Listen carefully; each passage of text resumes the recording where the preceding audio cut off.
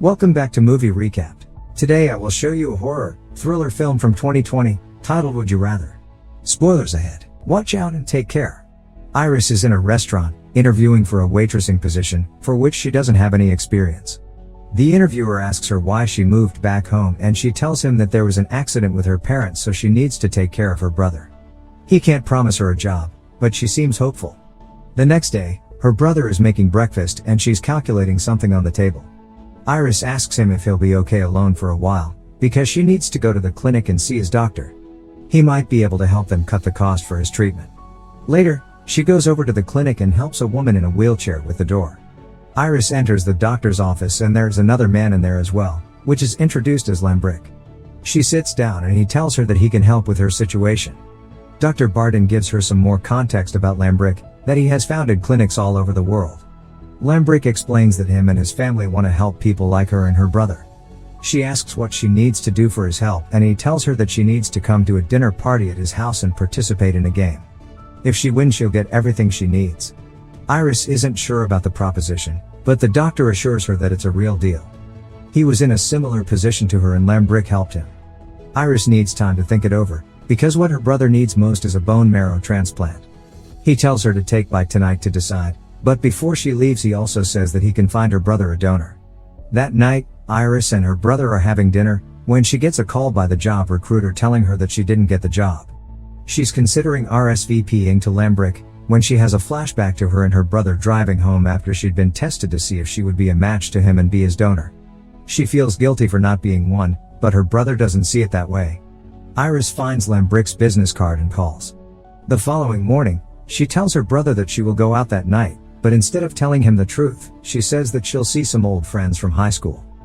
Iris gets dressed for the dinner party and a car comes to pick her up from her house. During the drive she has another flashback of her brother asking her if she wants a life and her saying that they'll get through it. Iris arrives at the house, where she is greeted by the battler Bevins at the door. He shows her to the rest of the guests and when she enters he formally introduces her as the 8th guest. Two men come over to her and they start talking. Cal tells her that he's from Seattle and Lucas is from Iowa. They offer her a drink and tell her about the other guests. Peter is a high-stakes gambler from Vegas.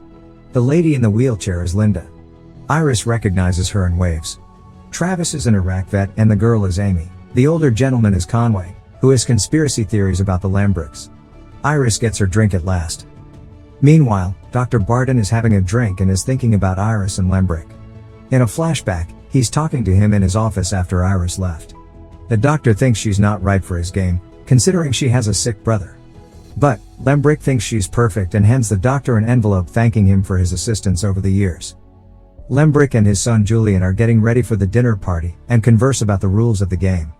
Lambrick cares much about the integrity of the game, but his son doesn't seem too excited. Bevins will take care of anyone who gets eliminated from the game. Julian mustn't either interfere or get too close to their guests, he may simply observe and interact with them. Before they leave he tells him he's underdressed.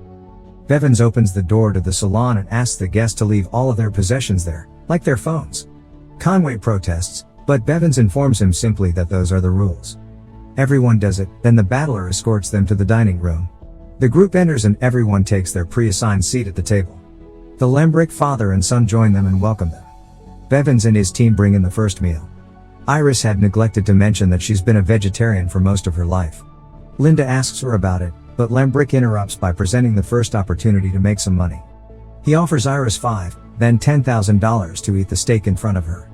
She starts doing it, with reluctance and disgust, while Lambrick laments about the power of money to undo all that is important to oneself. Immediately, Lambrick sees another opportunity to torture his guests, when he notices that Conway refuses the wine and tells him that he doesn't drink. The man says that he's been sober for 16 years. Lambrick belittles him but also tells him that he wants to help him. He offers $10,000 if he drinks the wine. Conway refuses, but he offers him $50 if he drinks a full bottle of scotch. The man is devastated as he begins drinking the scotch and Lambrick laughs at him, applauding him for his choice. The dinner is soon over, with Conway drunk at the foot of the table. The game is just about to begin, to the amazement of the guests. Lambrick tells them that the game officially begins now and that it is essentially a children's game, called Would You Rather? In each round the player will be given a choice between two things, usually horrible. He makes an easy example out of Travis, but assures the players that the real thing would be much harder to choose from. As the game goes on and players are eliminated, the last one to remain is the winner. Lucas asks how players are eliminated and Lambrick says that if they can't continue for whatever reason they will be eliminated. Iris then asks what if someone refuses the choice. That would also mean elimination.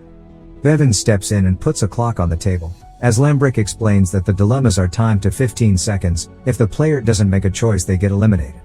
He then continues to tell them that the point of the game is to discover who of them deserves the Lambrick's help.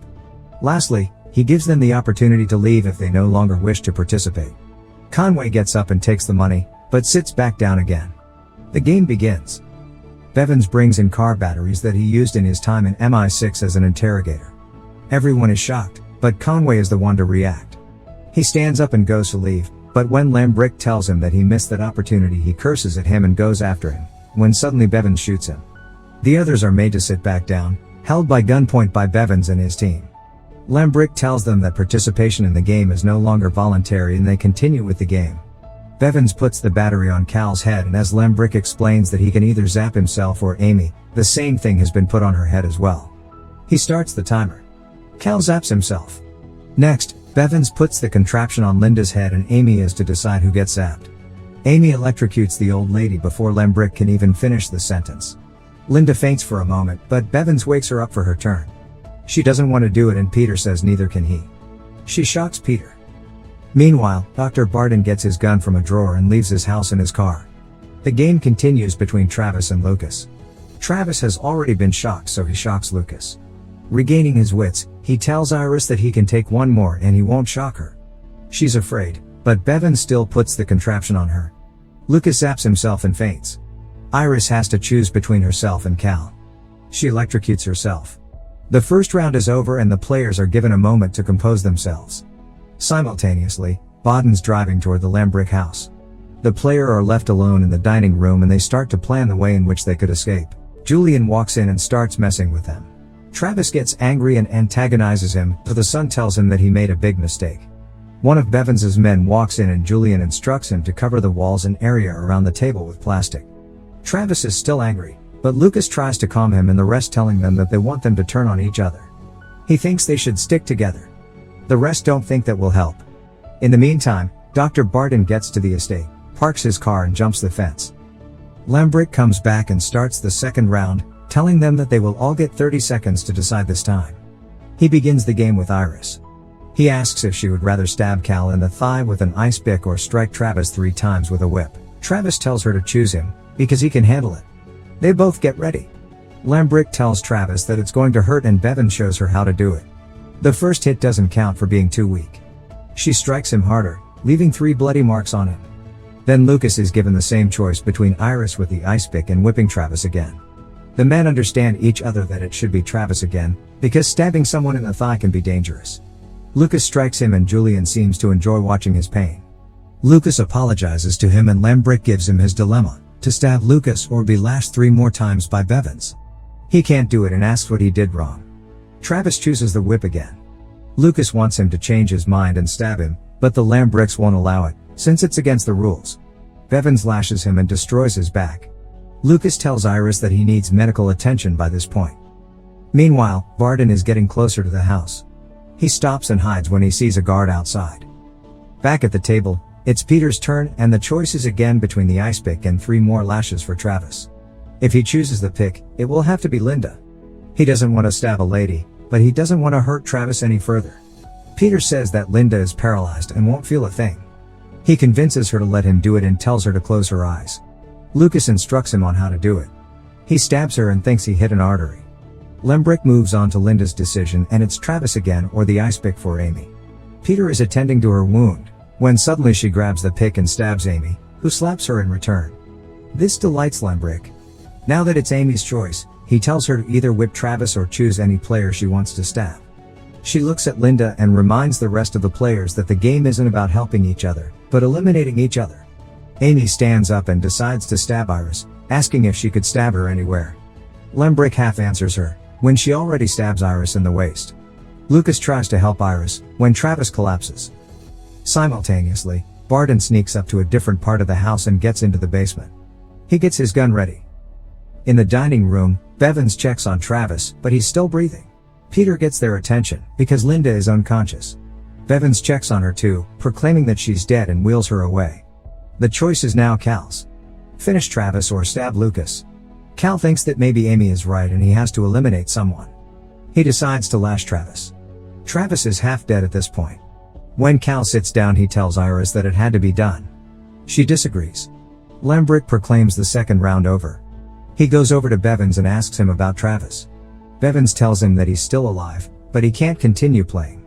Lembrick chooses to move him out and informs the rest. He whispers something to Julian and consults quietly with Bevins. Simultaneously, Lucas asks Iris if she could run and suddenly jumps up, as Cal uses the whip to hit one of the guards. They all stand up and begin fighting with the guards, pushing Julian on the ground. He hides under the table. Amy stands aside. Lucas fights with Bevins and one of the guards grabs Iris. She stabs him with the pick and Cal lashes him. Then Cal goes over to Lembrick to whip him, but he shoots him and threatens everyone to come back to the table, including Julian. The remaining players take their seats, but Julian notices Iris is missing. Lembrick sends him and Bevins to find her. Iris escapes, but is still in the house dodging Bevins. He goes up to the second floor.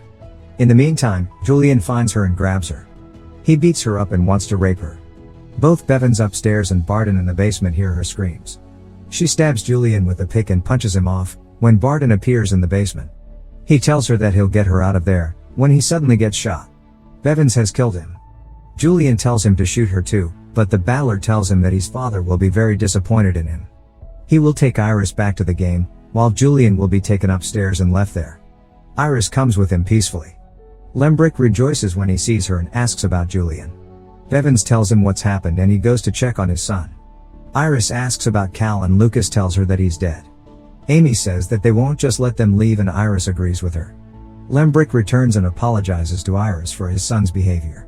He wants to continue with the game, but Amy is angry that Iris is still allowed to compete, considering she almost got all of them killed. Peter agrees with her. Lembrick reminds her who is in charge there. The next round begins with a barrel being rolled inside the dining room. The next round begins with a barrel being rolled inside the dining room. They have to decide between the known, the water barrel, or the unknown, the cards in the envelope, which might contain harsh punishments. Lucas asks about the barrel and Lembrick tells them that they will be held in it under the water for 2 minutes. Peter is the first to make a decision. He thinks he's figured out the game, so he starts analyzing his choices. Bevins starts the timer, as Peter continues talking. He chooses the envelope. The card inside shows a symbol. Lembrick interprets it for him as holding a firecracker in his hand. Peter is smug about his choice, thinking the punishment is small, when he is given dynamite. Lembrick tells him that he's made his choice and that he needs to move away from the table. Bevins secures the dynamite to his hand. Peter lights the fuse and the dynamite explodes in his hand. He faints, as Lembrick goes over to see the damage up close. Bevins tells him that he might be having a heart attack, but it turns out that Peter is already dead. Lucas is next. He thinks he won't make it for 2 minutes underwater, so he chooses the envelope as well. His card has an eye on it that Lembrick tells him that it means he has to slit open his eye with a razor. Lucas begs and pleads, saying he can't do it. But Lembrick gives him 30 seconds to decide if he'll cut his eye or die. Iris cries as she sees him struggle. Amy is uncomfortable too. In a moment, Lucas does it. Iris chooses the barrel, unwilling to gamble. Lembrick sets the timer and Bevins submerges her under the water. She immediately begins to struggle. Amy can't even watch. Iris has a flashback of her brother telling her about a dream in which he's drowning and she tries to save him, but can't. She begins to drown, but Bevins just holds her tighter. Her 2 minutes are up and she survives contrary to everybody's expectation. Lucas asks what was in her card. Lembrick tells Lucas to check, and when he shows him the card with a tooth, he says it was a close call. The card meant she'd have all her teeth extracted. Bevins is disappointed. Maybe next year, Lembrick says. Amy is the only one left. She chooses the envelope, because her husband drowned her child and she doesn't want the barrel. Unfortunately, her card also means barrel, only to stay under for 2 minutes longer. She goes to the barrel and Lembrick sets the timer again. Bevins holds her down and Iris can't take it. He's drowning her. Amy stops struggling and Bevins takes her out. Lembrick is disappointed this time. He had his bet on her winning the game. He tells Iris to sit across from Lucas for the last round of the game. Before the final round starts, Lembrick shares a few words. He says that this game is one of the best he's had and that he'd be truly happy if either one of them won. Then, he tells them that they will flip a coin to decide which one of them will go first in the last round. Heads is Iris and tails is Lucas. Bevins flips the coin. Iris gets to go first. The final would you rather that Lambrick gives her is between ending the game with the two of them leaving empty-handed or eliminating Lucas and getting everything. Lucas expects her to make the right decision and tells her why he came to the dinner party. He begins talking and Iris shoots him point blank. Lambrick, Bevins and all of the staff applaud her for winning. Bravo! Iris gets the money and the donor for her brother has been located as well. Lambrick asks her to thank him for his generosity, which she does and then walks away. Iris arrives home and puts everything down. She goes to check on her brother and thinks that he's sleeping. Then, she goes to wash up and prepares for bed. Iris goes to check on her brother again, but he hasn't moved at all. She turns him around and sees that he's dead. Make sure to subscribe and turn on notifications so you can watch more videos like this. Thanks for watching.